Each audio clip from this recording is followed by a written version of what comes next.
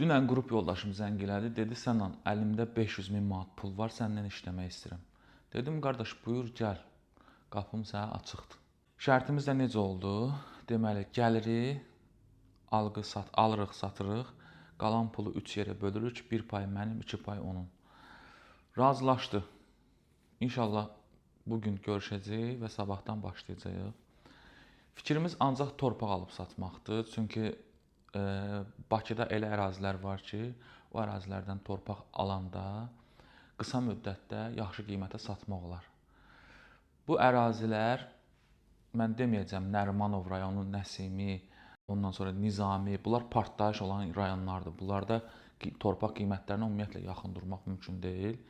Amma biz indi elə ərazilərdən almalıyıq ki, o ərazilərdə torpaqlar sürətlə bahalanmağa doğru gedir, amma hal-hazırda ucuzdur. Bu torpaqları təyin etmək üçün bir neçə vasitə var. Birinci növbədə əhali artımı bir siqnaldır.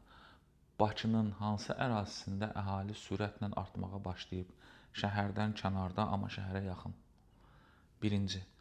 İkincisi, yeni infrastrukturların olduğu ərazilər. Məsələn, sağ olsun Emin müəllim Sibrizdə şəhər salır.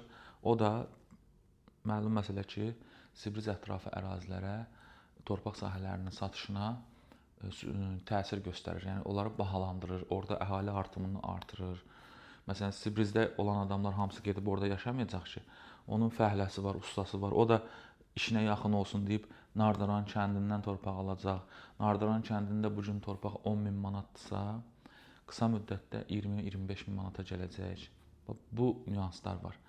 Digər bir siqnal nədir? Developer marağıdır. Məsələn, fikir verirsiniz, Sumqayıtda necə premium binalar tikilməyə başlayıb. Əsasən də dəniz kənarı zolaqda. Bu onu göstərir ki, Sumqayıt sürətlə deməli mənzillərin bahalaşması, torpaqların bahalaşması yaxın müddətdə gözlənilir. Yəni uzun sözün qısası, mən öz dostum üçün çox qəşəng pul qazandıracağam, o da qazanacaq, mən də qazanacağam. Amma sizin də fikirləriniz mənə maraqlıdır. Bəs sizcə Bakıda hansı ərazilər sürətlə bahalanır? Torpaqlar və yaxud da evlər? Rəylərdə görüşək.